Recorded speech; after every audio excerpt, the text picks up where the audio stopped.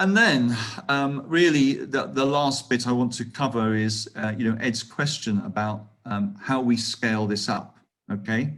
And it's a very interesting point because, as I said before, there's these tried and tested protocols. It means that to do this, I will say loosely, properly and under certified conditions, we're having to put a lot of technology at the end of the building for not that much more gain, right?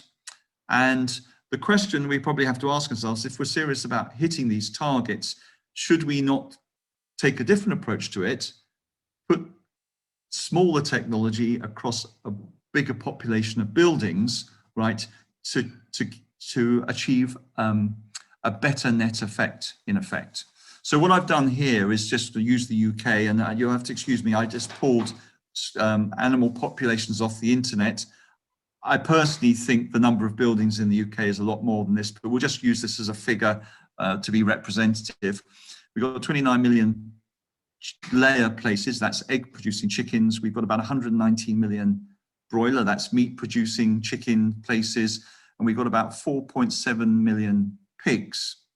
So if I break that down into what I would regard as a typical pig and a chicken house, that means we've probably got around 1,500 buildings on layers, around 4,000 buildings on broilers. And I know that figure is a lot more, but I can't get a fast number out.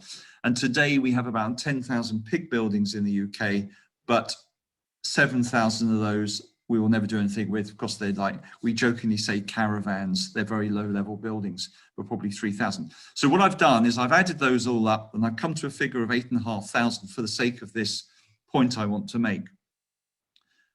The cost of putting this technology in is anything between 50 and 120,000 pounds a building.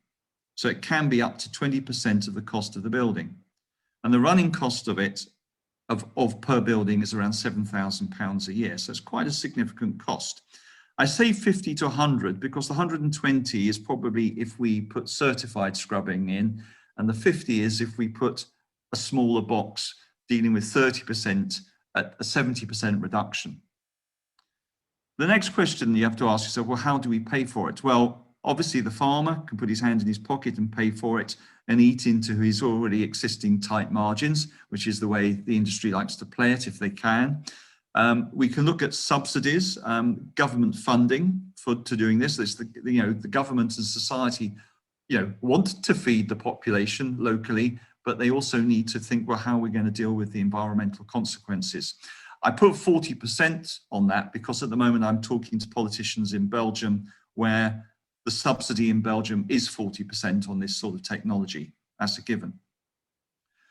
When I talk about green labeling, that retailers stroke integrators, that's the people that they contract to produce meat, right?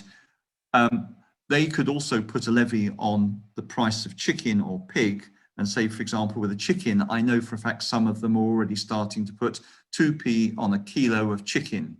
So, some of the retailers are and their business partners are talking about, okay, we understand the farmers need to do these environmental systems. In the name of fairness, we should pay them something for doing it because they're good farmers and we want them under our contracts. And as I've already pointed out, another way that we could pay for it is, return on investment if we could use energy recovery systems.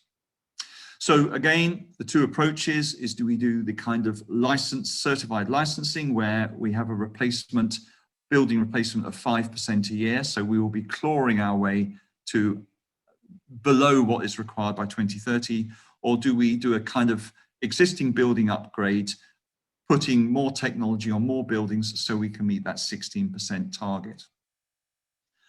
And what does that look like? Well, if we say 2030, 16% reduction over 8,500 buildings, and we put an acceptable level of abatement on there to reach this target, okay, let's say 30% off, then 8,500 buildings broken down over 10 years.